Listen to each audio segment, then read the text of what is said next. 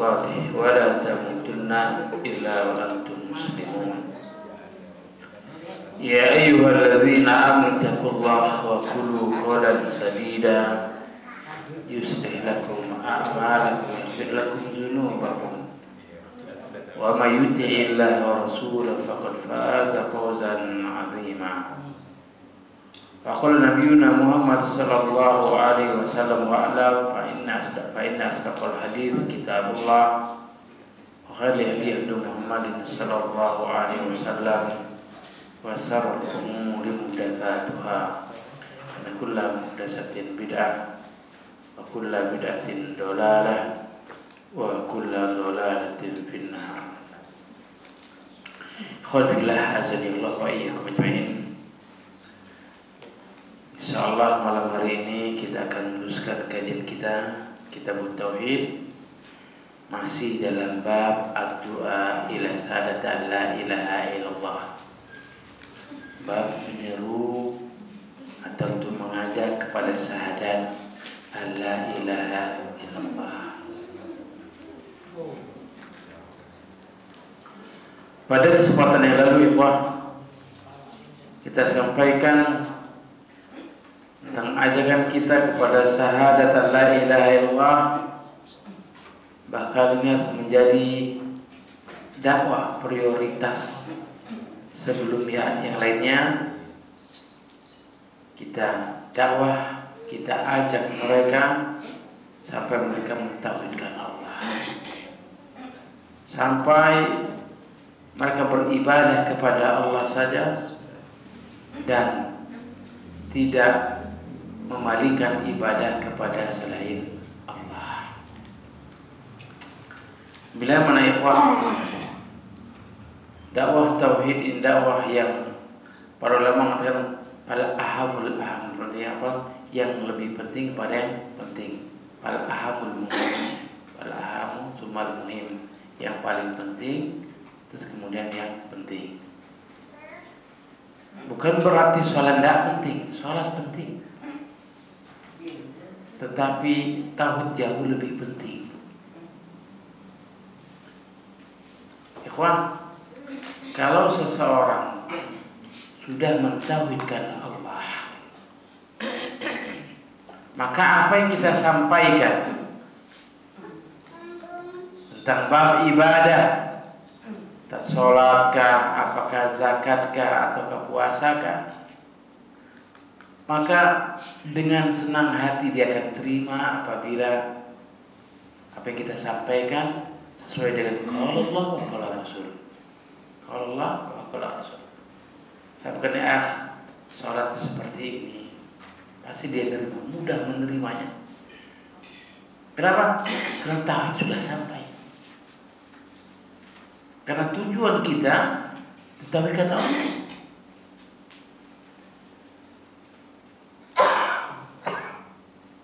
Diturunkan kita kepada kita Al-Quran di Lauhul Mahfuz ke langit dunia sampai hari ini kepada kita.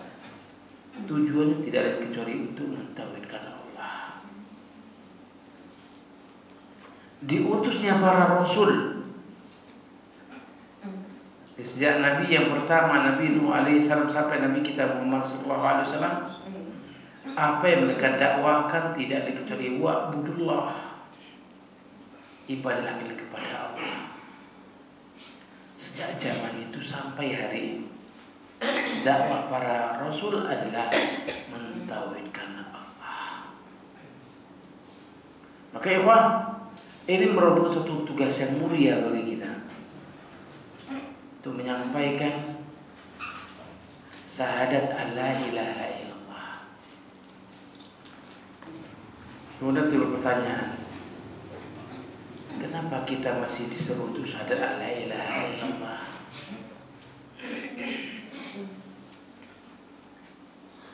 Kita ini sudah muslim,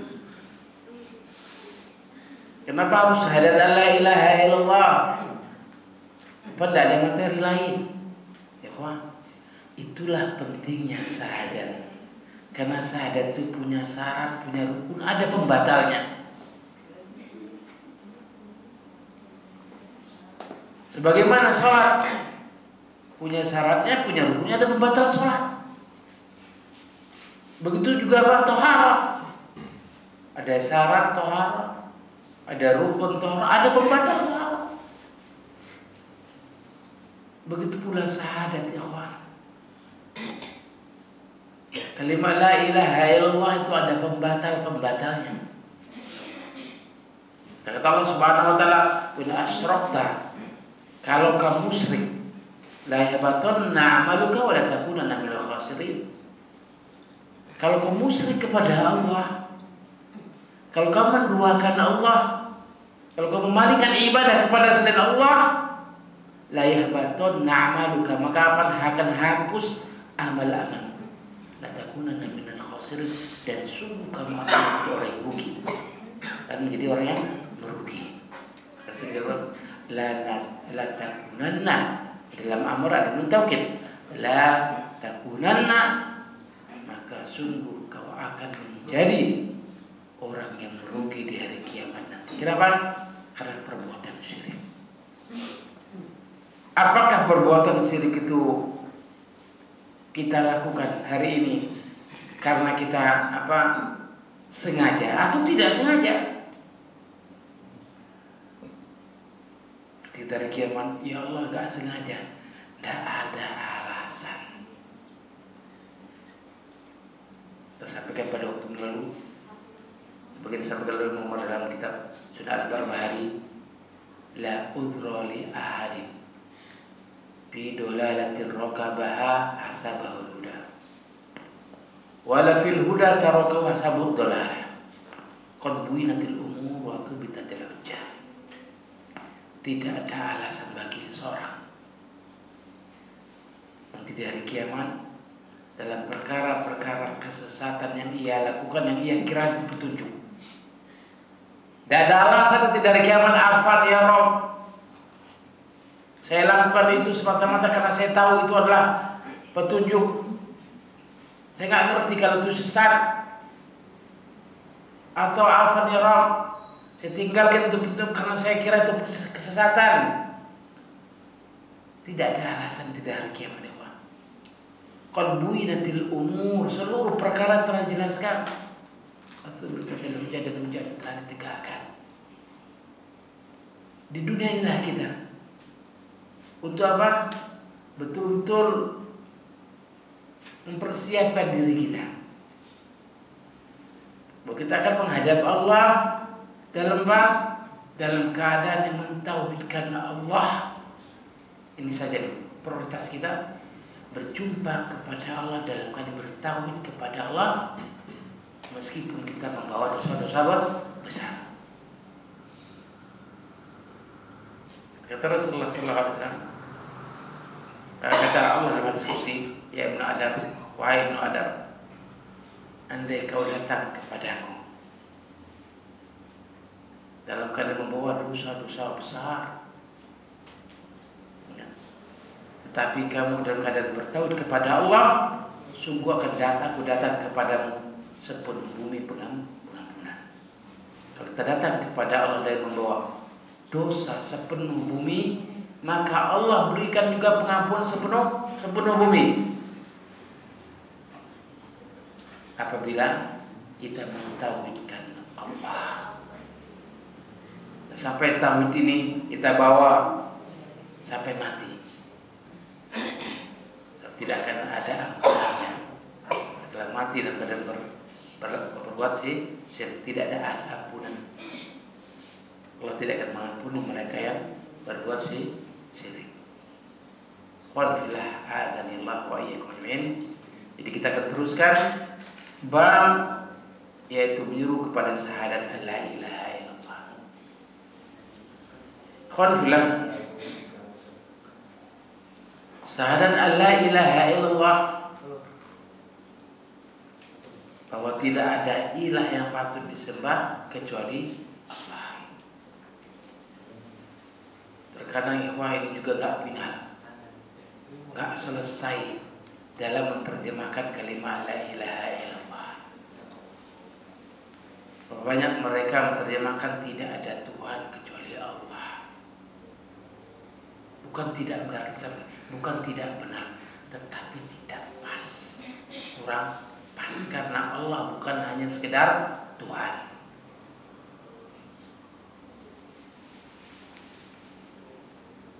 Maka apa kata orang kafir Quraisy tatkala Muhammad menyuruhkan qul la ilaha illallah tuflihu, ucapan kalimat la ilaha illallah maka kalian akan bahagia. Sibuk terjadi kemudian cerai-berainya umat kan, terjadinya perselisihan pertikaian pada saat itu. Apa kata orang Quraisy, gini saja Muhammad, tak usah ribut. Hari ini kamu nyembah Tuhannya kamu, besok kamu nyembah Tuhannya kan kami. Maka ini menjadi asbab nuzul turunnya ayat surat Qul ya ayyuhal kafirun la a'budu. Mereka sampaikan juga, ya Muhammad ataj'alu alihatan ilahan wahida, wahai Muhammad apakah kamu menjadikan sekian banyak ilah yang menjadi satu ilah? Gak masuk akal ini. Orang kafir Quraisy mengerti makna kalimat la ilaha illallah. Mereka paham maknanya. Kalau sudah kalimat la ilaha illallah tidak ada lagi sesembahan yang patut disembah kecuali Allah. Kadang orang bertanya gini, sembahan itu maksudnya seperti apa sembahan? Sesembahan itu sesuatu yang ditaati, yang diibadahi. Kalau ada yang mengharamkan apa yang Allah halalkan, kemudian menghalalkan apa yang haramkan, kemudian mentaati, itu ibadahnya. Maka dalam perkara menghalalkan sesuatu yang haram, mengharamkan sesuatu yang halal, hak Allah. Karena di sana ada makna ibadah. Qulillah azani Allah wa iyyakum ajma'in. Kita teruskan hadisnya. Walahum an Sahal bin Sa'ad radhiyallahu anhu anna Rasulullah sallallahu alaihi wasallam qala yaumul Khaybar. Ini terjadi pada perang Khaybar. La utiyanna rayata ghadan rajulan yuhibbullah wa rasulahu wa yuhibbullah wa rasuluhu yaftahullah ala yadayhi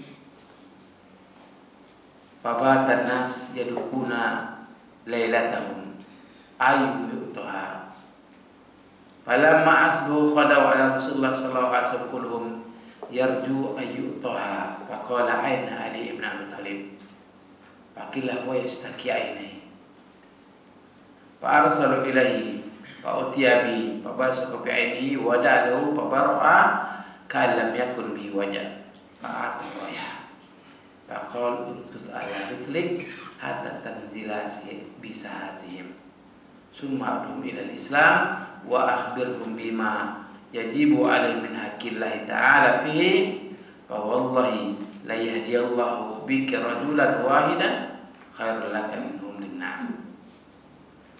Ikhwah, ini hadis diriwayatkan oleh Bukhari dari kedua itu Sahal bin Sa'ad, semoga Allah meridhoinya. Sungguhnya Rasulullah SAW berkata pada perang Khaybar. Apa kata Rasulullah SAW? La utiyanna rayah. Sungguh aku akan berikan bendera. Dan besok rujulan kepada seorang laki-laki di mana dia yuhibbullah, dia mencintai Allah dan dia mencintai Rasulnya. Wa yuhibbuhullah wa rasuluh, kemudian Allah dan Rasul juga mencintai dia. Yaftahullah alaihi, dan Allah juga akan memenangkan dengan tangannya, di atas tangannya. Dan Allah akan memenangkan perang Khaybar itu di tangannya. Fabatan nas, kemudian manusia bermalam pada satu yadukuna lailatahum. Mereka mengira-ngira siapa siapa orang ini yang akan diberikan bendera besok. Ini perang ya Pak. Jihad ada benderanya Pak. Jihad ada bendera dan jihad itu ada pemimpinnya. Ayyub yu'ta'a. Keberman para sahabat dari siapa, kepada siapa diberikan bendera itu. Pakol, kemudian para sahabat kemudian terkala pagi-pagi pergi kepada Rasulullah sallallahu alaihi wasallam. Mereka berharap agar diberikan kepadanya. Pakol, Rasulullah sallallahu alaihi wasallam bersabda, "Aina Ali bin Abi Thalib?" Mana Ali bin Abi Thalib? Pakol, "Wa yastaki ainai." Abu Thalib dalam keadaan sakit matanya. Rasulullah fa'arsil ilaihi wa utiyabi, kami utus padanya. Kemudian didatangkanlah Ali, Baba sokopi aini, kemudian diludahi kedua matanya oleh Rasulullah SAW. Wada'an, didoakan Rasul, Baba sembuh seketika. Ka'alam yakun bi wajah, seolah-olah ya, seakan-akan tidak pernah sakit. Pak atau hal royah, kemudian Rasulullah memberikan benderanya. Pakol, apa kata Rasulullah SAW? Unkus ala rizlik hatta tansila bisahati. Terburu-buru sampai kau pada halaman rumah mereka, sampai pada tujuan. Tsumma ud'uhum ila Islam. Ajak mereka agar mereka masuk ke dalam Islam. Wa akhbirhum bima yajibu alaihim min haqqillahi ta'ala fihi. Kabarkan mereka dengan sesuatu yang wajib atas mereka dari hak Allah Ta'ala fihi. Nah, hak-hak Allah. Maka kata Rasulullah SAW di akhir hadis ini, "Wallahi, maka demi Allah, li ayyahdiyallahu bika rajulan wahida." Allah memberikan petunjuk karena sebab kamu. Berikan satu nama. Allah memberikan petunjuk kepada seorang karena lantaran kamu.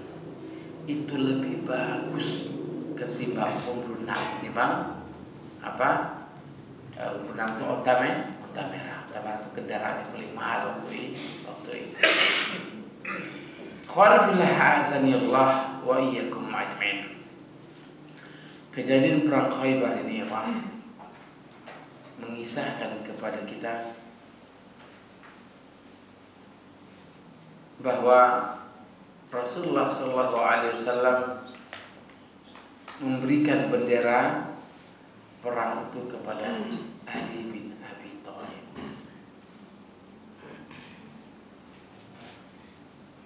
Secara globalnya penjelasannya, yukhbiruna Sahal bin Sa'ad.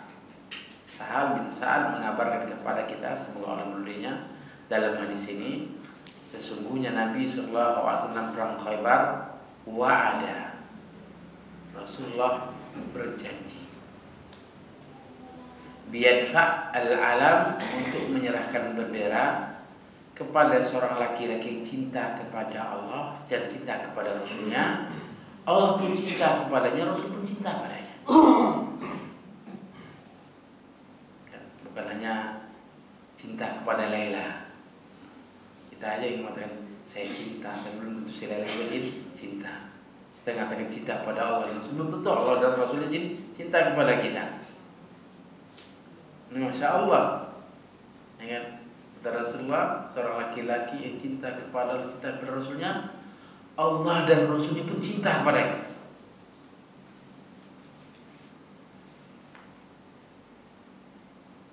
Fadhalan nas fi tilka lailah.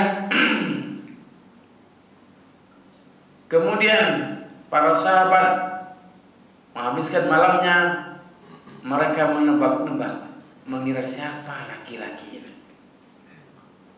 Walamma ja'a sabah dhahaban nas mubakirin.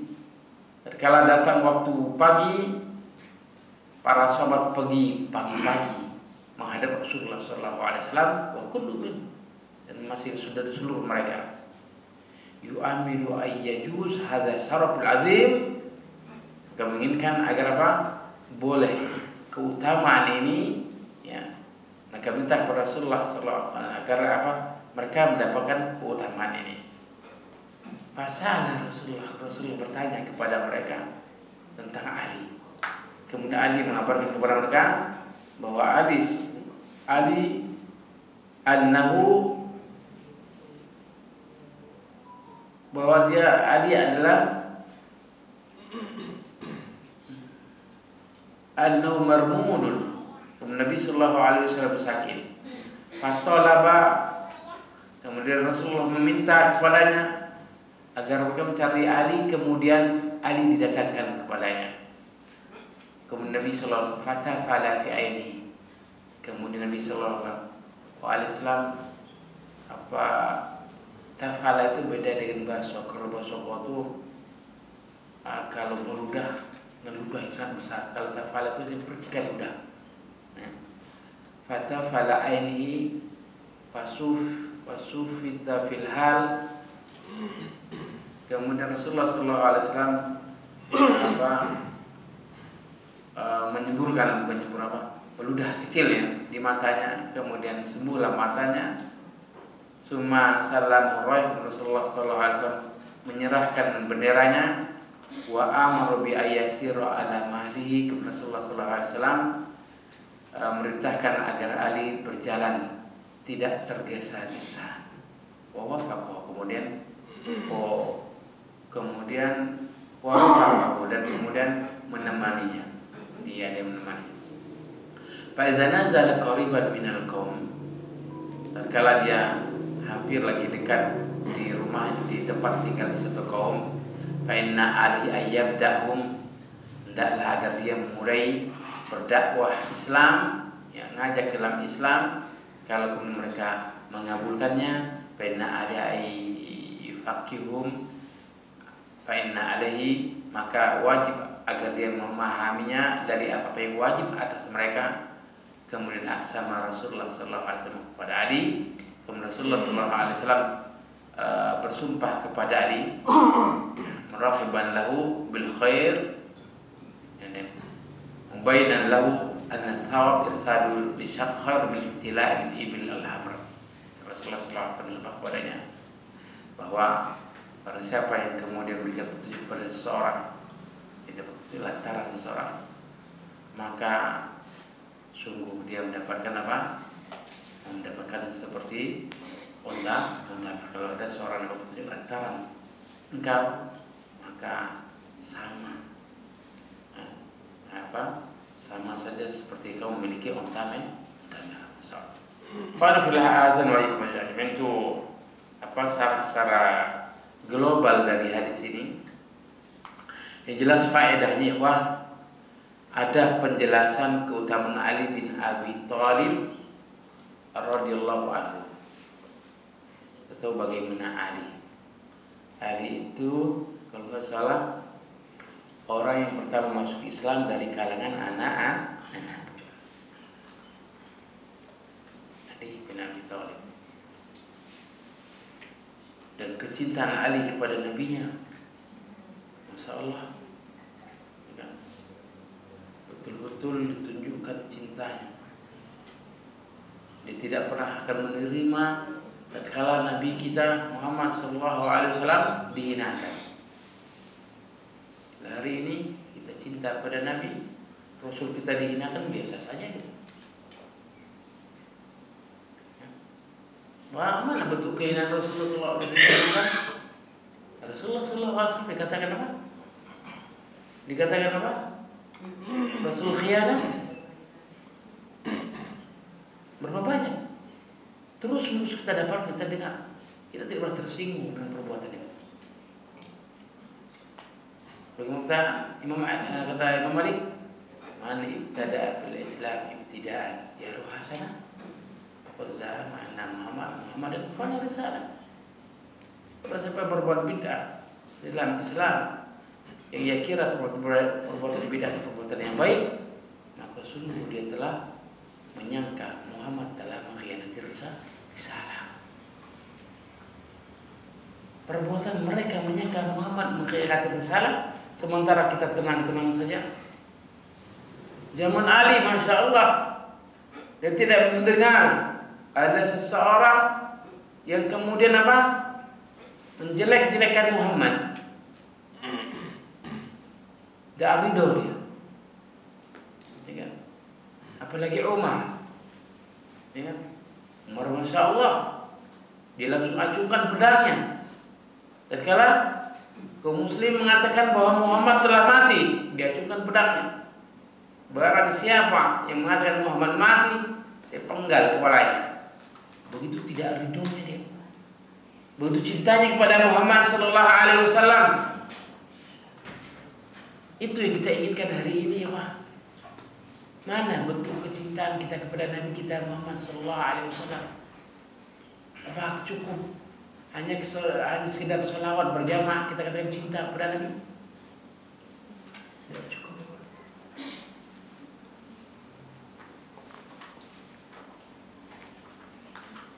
Muhammad Sallallahu Alaihi Wasallam kita bela apa? Harga dirinya. Kita bela risalah yang dibawanya. Ini namanya membela Muhammad. Kemudian apa?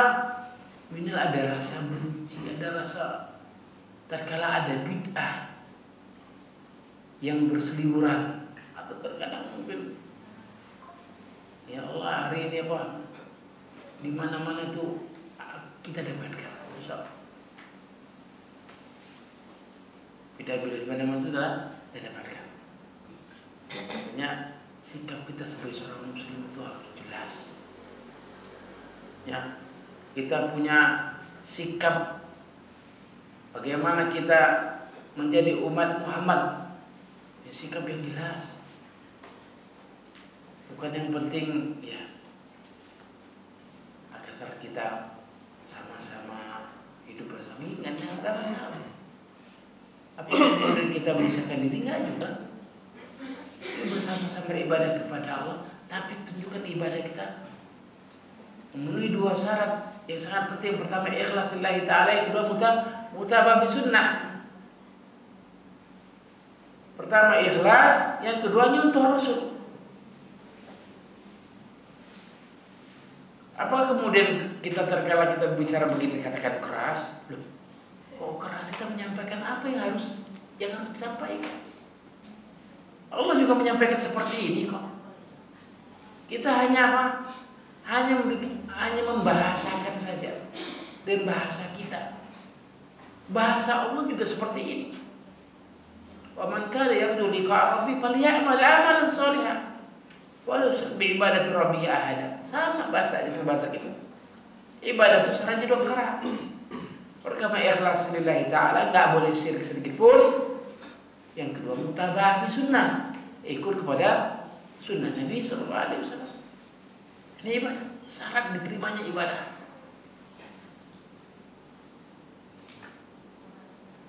Qul filah azanillah wa iyyakum ajma'in. Jadi kembali lagi apa? Itulah keutamaannya Ali. Bagi kita bukan sekedar bangga. Oh ini kalau Ali, masya Allah. Abu Bakar, kamu di mana?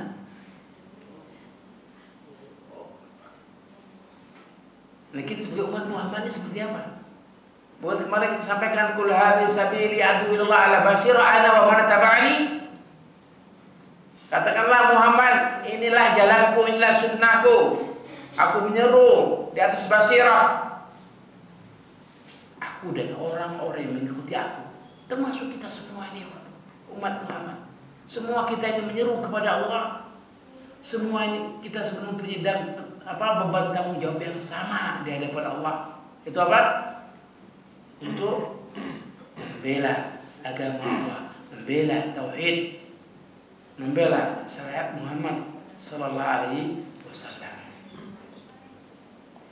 Kedua, itsbat sifatul mahabbah lillah. Kita tetapkan sifat mahabbah kepada Allah. Berkata Allah cinta. Kalau Allah cinta, sifat Allah cinta. tetapkan bahwa Allah punya sifat mahabbah. Menetapkan sifat ikhwah.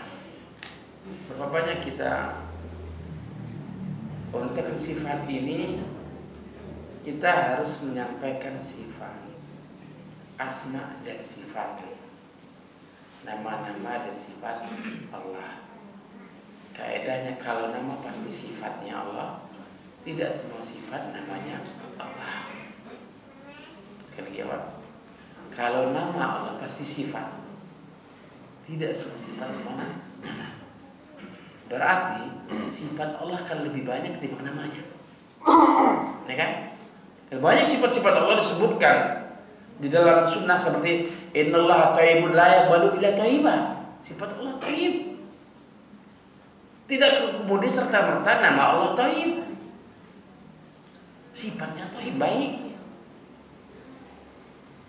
Maka dalam memahami sifat juga punya kaedah.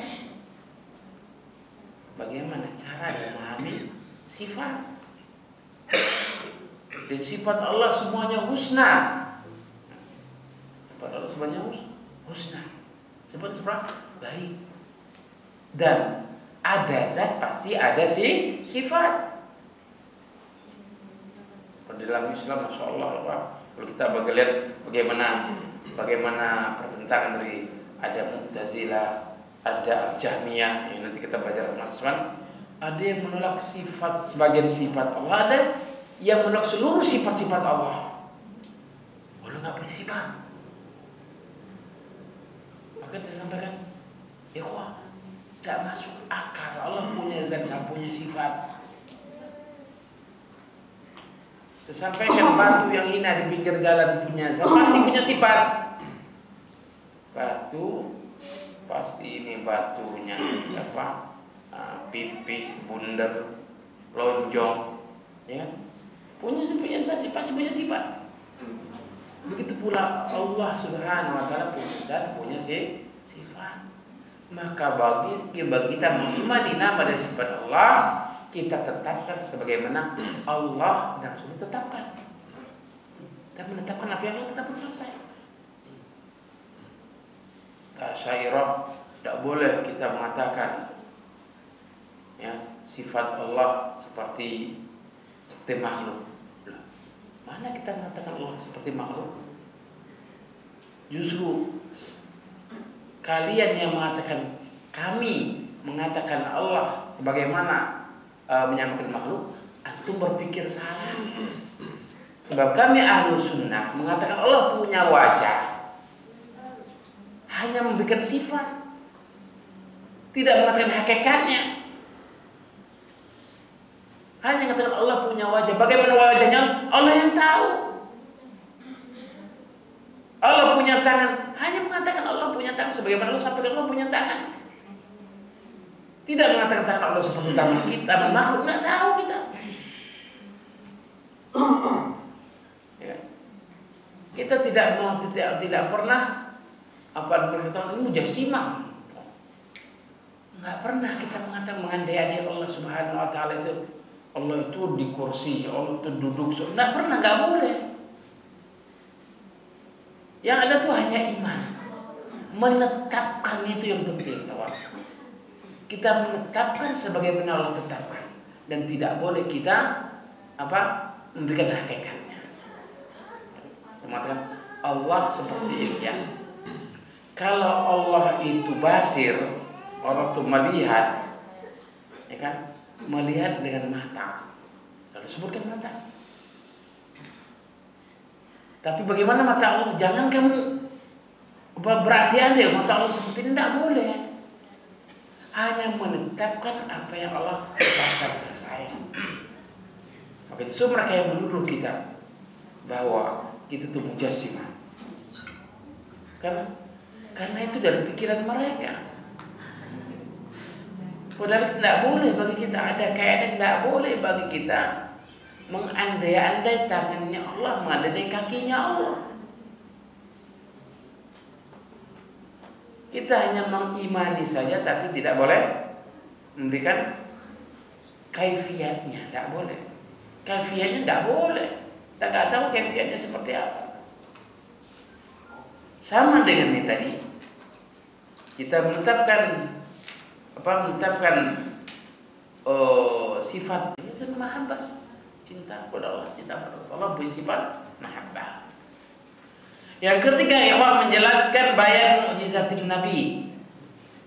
Menjelaskan mana Nabi sallallahu alaihi wasallam punya mukjizat. Mukjizatnya apa tadi? Pak meludahi matanya Ali sembuh. Seakan tidak pernah sakit. Ini mukjizatnya Nabi. Itu mukjizat sebagian ya, Pak. Mukjizat Nabi sallallahu alaihi wasallam salah satunya yang menjadikan Ibnu Mas'ud beriman kepada Nabi. Ibnu Mas'udnya apa? Budak. Kalau Nabi sallallahu alaihi wasallam dikejar-kejar, lari dengan Abu Bakar masuk dalam gua Sur. Kemudian tatkala dinyatakan gua itu kosong, kemudian orang keperluan pergi. Kemudian Abu Bakar dan Nabi kehausan, haus. Lewat budak tadi membawa apa? Kambing-kambing kecil, kambing kecil. Nabi sini. Minta susunya. Belum nyusu, belum punya susu, kambing kecil-kecil. Boleh. Nabi sallallahu alaihi wasallam gini, kemudian keluar susu. Pegang Nabi keluar susu. Nabi minum, Abu Bakar minum, Ibnu Mas'ud ikut minum. Ya. Hanya itu bismillah keluar susu. Kemudian setelah itu Ibnu Mas'ud nih bahasa tenggumun. Di rumah dicoba sendiri. Enggak keluar susunya. Sampai kemudian beriman kepada Nabi kita Muhammad sallallahu alaihi wasallam. Banyak ya? Banyak sekali mukjizat Nabi sallallahu alaihi wasallam berbukti iman. Kemudian yang berikutnya Pak, hirsus sahabat alal khair. Para sahabat Masya Allah selalu punya keinginan untuk melakukan kebaikan. Ya, kalau mendengar sesuatu kabar bahwa ini akan diberikan kepada seorang, kepingin mereka termasuk orang dalam, ya, agar mereka mendapatkan bendera itu. Mereka menjadi pemimpinnya. Karena mereka tadi dijelaskan apa? Laki-laki itu, seorang laki itu cinta kepada Allah, cinta kepada Rasulnya, Allah dan Rasulnya cinta padanya. Mereka menginginkan kebaikan itu. Masya Allah para sahabat Allah. Yang berikutnya apa? Su'alul iman an ra'iyatihi wa tafaqquduhu li ahwalihim. Ada pertanyaan seorang imam kepada rakyatnya. Wah, dulu zaman Raja Faisal di Saudi sana itu sholat begini nih, 3 hari nggak lihat si bulan datang. Dia tanya, bulan kemana? Nggak ada ketok rumahnya. Sakit kunjungi. Ya, zaman Raja Faisal diketok satu persatu rumahnya. Hingga hari ini kita dapatkan Saudi, ya namanya sholat jamaah tuh bisa serentak, asal azan semua tutup. Kalau dagang apa yang dasar itu biasa aja, dulu sholat tutup semua, toko semua tutup, bank tutup semua, ya tutup semua. Kemudian mereka ke masjid sampai hari ini. Maka ada suatu ketika ada hayat namanya, ada polisi amar ma'ruf nahi munkar itu, kelazan, yalah seker, tutup di lorong itu. Ada orang bule tak tahu apa yang melakukan. Seker harus semua orang tutup semuanya, pergi ke masjid. Si bule ikut juga masuk ke masjid. Nah, akhirnya si bule ini ikut sholat. Saking takutnya kepada hayat. Ya, ada polisi amar ma'ruf nahi munkar. Ikhwan fillah azani wa iyyakum ajmain. Itulah perhatian seorang imam kepada rakyatnya, imam kepada bawahannya. wa tafaqqudu li ahwalihim. Kemudian dia tuh bagaimana sih keadaan mereka. Dia sakit, bawalah ke rumah sakit. Dia nggak makan, berilah, ya kan, kemudahan agar dia juga makan. Kita masya Allah, dan tetangga kita nggak tahu apakah dia makan atau tidak makan, masya Allah, ya kan. Kadang kita masya Allah harta yang berlimpah ruah, kita nggak paham tetangga kita mungkin dia nggak makan. Udah masya Allah ya Pak, ya. Tayyibun fillah azmi kewajiban. Yang berikutnya Pak, wujubul iman bil qada wal qadar haitsu hasala raya ma lam yas'ala. Wajib kita iman pada qada dan qadar. Wajib beriman kepada takdir. Kalau tidak ada sendiri kita belajar takdir ya. Iman pada takdir.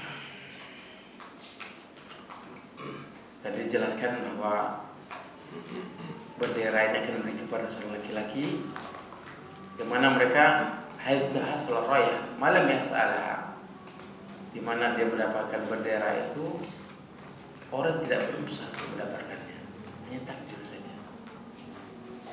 Karena kita apa? Kita harus percaya dengan adanya takdir baik dan takdir buruk. Hatta Allah memberikan kita takdir buruk, itu baik bagi kita. Itu yang terbaik bagi kita. Tidak boleh kita ingkari, ya Allah, kenapa kau berikan takdir seperti ini Allah? Apa beda saya dengan fulan? Ikhwah, meskipun takdir baik, takdir buruk yang Allah berikan kepadamu, itu termasuk yang terbaik bagi kamu. Karena Allah yang berikannya. Yang ada begitu ada iman kepada Allah Subhanahu. Iman saja. Iman pada takdir. Karena salah, kita pun tidak mengerti takdir kita.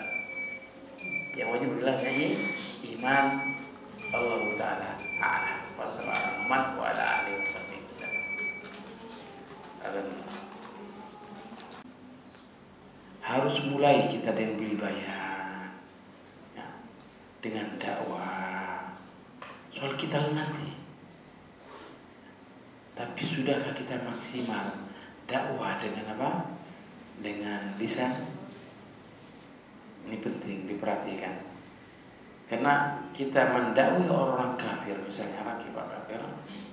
Orang kafir itu pertama didakwakan dulu supaya masuk ke Islam. Gak mau masuk Islam, baik, bayar jizyah. Bayar jizyah. Dia bayar seperti bayar pajak keke, jizyah dalam Islam. Dia boleh kamu tinggal bersama kami dengan catatan kamu bayar jizyah. Nggak juga mau bayar jizyah, baru diperangi. Yang pertama tawarkan Islam, tidak mau, ya sudah, nggak masalah, harus bayar jizyah. Nggak bayar jizyah, baru kemudian diperangi. Dan itulah yang berlaku dasarnya Nabi Sallallahu Alaihi Wasallam. Jadi wajib untuk mulai dakwah kepada Islam sebelum perang. Ya jelas, sampaikan dulu dengan lisan dan penjelasan wal bayan, dan tidak ada bosan-bosan yang disampaikan, tentang keutamaan Islam. Yang ke-9, ikhwah, la yakfi fil ismah sahadatan dunal amal. Gak cukup kita mengatakan saya sudah syahadat loh, tapi dunal amal, tanpa amal. Bahkan amalnya menyelisih kandungan dari syahadatain. Syahadat la ilaha illallah, menjadikan Allah satu-satunya zat yang patut diibadahi. Syahadat Muhammad Rasulullah harus menjadikan Muhammad satu-satunya risalah yang wajib kita contoh. Ini sama dengan asyhadu an la ilaha illallah, wujud dari al-ikhlas, Asyhadu anna Muhammadar Rasulullah wujud mutaba'ah. Bukan hanya diucapkan asyhadu an la ilaha illallah, tapi pelaku syirik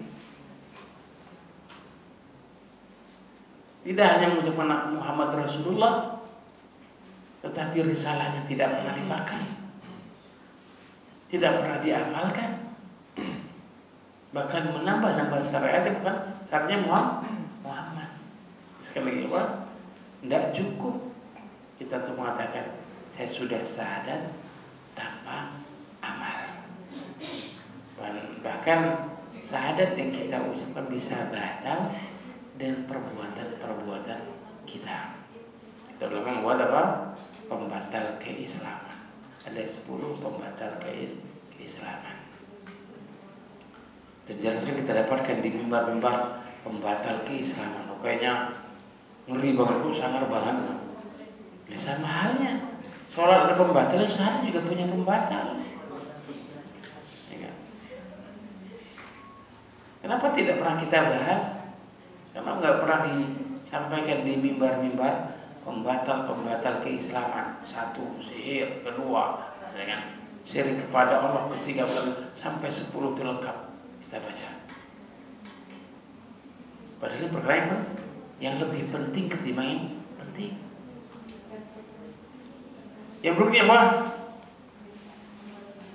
Bolehnya bersumpah ya, alal futya terhadap fatwa untuk litakid, untuk menguatkannya.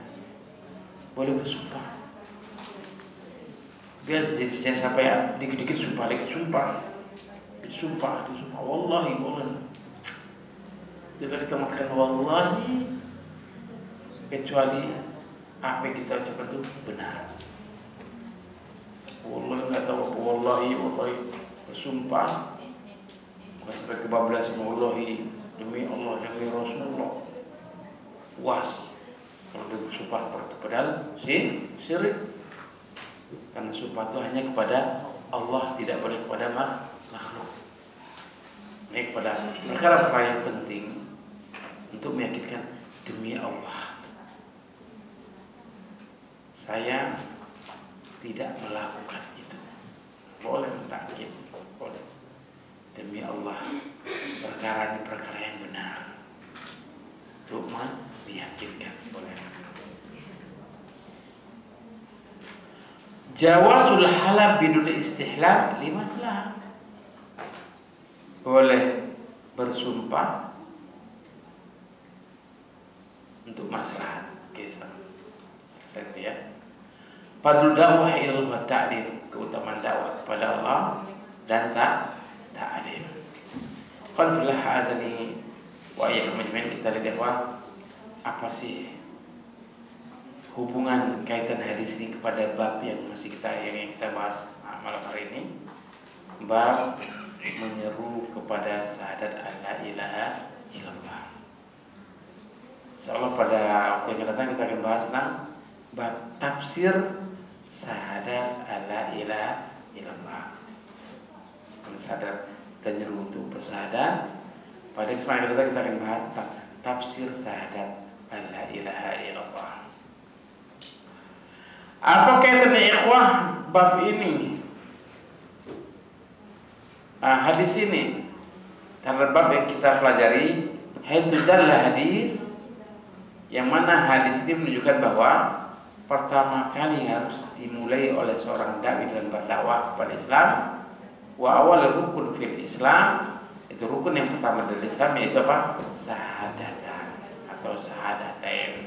Itu dua syahadat. Yang pertama kali harus kita perkenalkan. Ikhwah, kita ini kan khusus di negeri kita ini kan, kita tuh belajar Islam itu kan fikih dulu diperkenalkan. Ya kan? Memang dari dulunya begitu kan. Itu fikih, kita awal fikih. Seharusnya akidah dulu. Lebih-lebih dengan apa? Dengan fitnah adanya seluk hokronya, sehingga diusahakan supaya kita memisahkan antara agama dengan negara agama lainnya, sehingga tidak boleh kita bicara kecuali dalam masjid. Bicara agama itu dalam, nggak boleh bicara di luar. Usaha untuk memisahkan antara apa? Agama dan negara. Padahal nggak boleh, nggak bisa terpisah. Satu persatu yang nggak boleh terpisah. Sampai-sampai kita belajar apa? Di akidah pun terbatas sangatnya. Sehingga apa? Kita tidak kenal Tuhan, tidak kenal Allah dengan sebenarnya, kenal wama qadarullah haqqa qadri. Sebenarnya mereka itu tidak kenal Allah dengan sebenarnya. Bagaimana kita kenal kepada Allah dengan benar? Manakala apa? Ma'rifat kita salah tentang Allah Subhanahu wa ta'ala. Jadi itu barangkali saya sampaikan dalam kesempatan malam hari ini. Insyaallah nanti saya mulai pada akan datang dengan bab yang lain, yaitu tafsir syahadat la ilaha illallah. Pada ikhwan mungkin ada pertanyaan mungkin. Silakan. Ustaz. Assalamualaikum warahmatullahi wabarakatuh. Jadi Allah mengampuni dosa selain syirik ya Ustaz. Ya. Kalau ada kasus dia seorang dai tapi melakukan secara tidak langsung itu yang disampaikan itu udah syirik lah atau keluar dari syahadat tadi.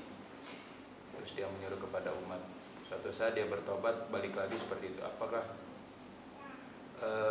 ada kesempatan ketika dia melakukan syirik terus bertobat terus diulangin lagi gitu? Itukah apa memang udah ditutup pintu ampunan kalau memang udah dia melakukan syirik sekali atau dua kali gitu? Itu aja tadi. Assalamualaikum warahmatullahi wabarakatuh. Khalifillah hazanillahu wa iyyakum ajma'in. Allah subhanahu wa ta'ala, inna Allah la yaghfiru an yushraka bihi wa yaghfiru ma duna dzalika liman yasha. Sesungguhnya Allah tidak akan mengampuni orang yang melakukan syirik, di mana dia melakukan syirik sampai ke bawah mati, tidak akan pernah diampuni. Tapi Allah mengampuni selain itu. Selain itu Allah akan ampuni bagi yang Allah kehendaki. Walhasil ikhwah, tatkala seorang menyuruh kepada kesyirikan, kemudian dia bertobat, melakukan kesyirikan lagi, harus dipastikan bahwa dia mati dalam keadaan tidak syirik. Masya Allah, tatkala kita bertobat dari kesyirikan dengan taubat yang benar, maka seluruh dosa kita pada yang lalu dilipat gandakan oleh Allah sebagai satu kebaikan tatkala kita bertobat. Pastikan bahwa kita betul-betul bertauhid kepada Allah. Tapi ternyata kemudian dia tetap membawa kesyirikannya, ya, qadarullah. Bisa jadi sebab. Karena sebenarnya ada sebab-sebab. Bisa jadi sebab dosa kesyirikan itu membawa dia untuk tetap dalam kesyirikan. Walhasil ikhwan, adalah dalam bab takut dalam kesyirikan. Artinya apa? Harus itu takut. Dan kalau kita tahu bahwa ini tinggalkan saja. Ya. Dulu ya Pak, pertama saya paham tentang kesyirikan. Pertama saya paham. Terkala saya hadir satu majelis terjemahan Quran. Jadi saya ini lulus SMA. Saya bahasa Inggris dan akuntansi. Lalu saya kuliah, saya katakan tak usah kuliah, yang penting saya kursus selama saya kuliah. Kuliah 5 tahun, kursus 5 tahun juga. Hadir saya pada guru saya itu memang dia ahli bahasa. Saya belajar di bahasa Inggris, dia ahli bahasa. Ada 6 bahasa begitu dia kuasai. Kemudian ternyata malam hari ada kegiatan menerjemahkan Quran. Saya lama tahu kalau dia juga ustaz terjemahan Quran. Quran dari Dzalika itu alkitab kita pelatih ada program Islaminya bagi al-muttaqin yang bertakwa. Selesai sebenarnya. Sampai satu ayat tadi, innallaha la yaghfiru an yushraka bihi. Sungguhnya Allah tidak akan mengampuni orang yang berbuat kesyirikan dan akan mengampuni selain itu. Saya berpikir, loh, saya ini syirik berarti.